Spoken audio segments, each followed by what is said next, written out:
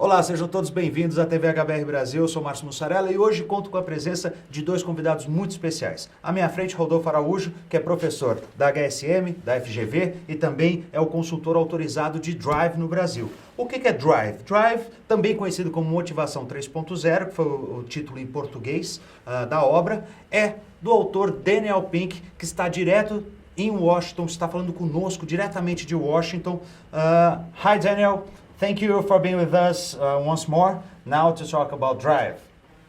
I'm glad to be back. Thank you for having me. Daniel, in Drive, you stated that there was a shift of motivation happening from a system with external rewards and punishments to one centered in the principles of autonomy, mastery, and purpose. Why is this occurring? Or is this occurring? And wasn't this like before, and we just framed it or organized it? Well, it's a mix of both. Here's for that book on Motivation 3.0, I went back and looked at about 50 years of behavioral science. Okay. And what the 50 years tells us very clearly is this: there's a certain kind of motivator that we use in organizations. Psychologists call it a controlling contingent motivator. I call it an if-then reward. If you do this, then you get that. If you do this, then you get that. Here's what 50 years of social science tells us about if-then rewards. Not all rewards, but about if-then rewards. If-then rewards are great for simple and short-term tasks. They work really well. We like rewards. They get us to focus. We do a great job when the task is very simple and the outcome is right in front of us. They work really well.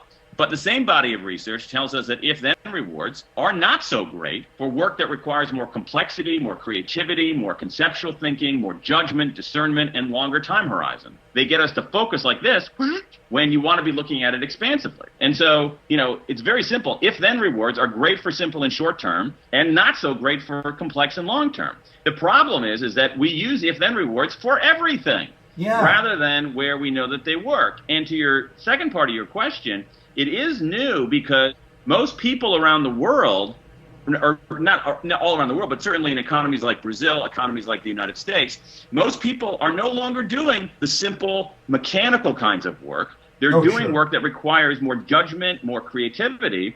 And so what we have essentially are these motivators that are, good for 19th century work and 20th century work, but just are not the right ones for 21st century work. And the better ones for 21st century work are paying people well and then giving them, as you suggested, autonomy, mastery, and purpose. Okay, but how do you do that shift? Because I work with real estate. I'm a consultant, a communication consultant for the real estate market. And every time I give a speech or a keynote, a lecture for the real estate agents, I ask, why are you here? Why you choose your career? And everyone's like 100%. For money, I want commissions, and we know that is not true. But how you make the shift when even the people thinks that they want or they are motivated by this kind of carrot stick recompensation? I mean, money matters, okay? Oh, yeah. Money is important. And I think that I think that there are a couple of things going on there. I think that some of these people actually might not like their job very much. They might not care about their job very much, and money is what keeps them coming into the office. And that's nothing wrong with them, but to me, I think it says, well, is that the kind of person who's going to do the best job?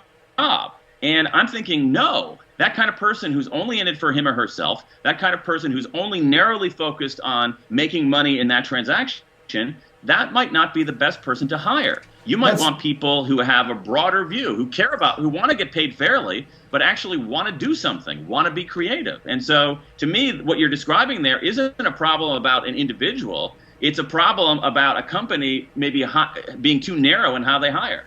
Ok, Rodolfo, você durante algum tempo trabalhou ou atuou na área farmacêutica. Certo. Como consultor de um lado do balcão e do outro lado do balcão da farmácia. Certo.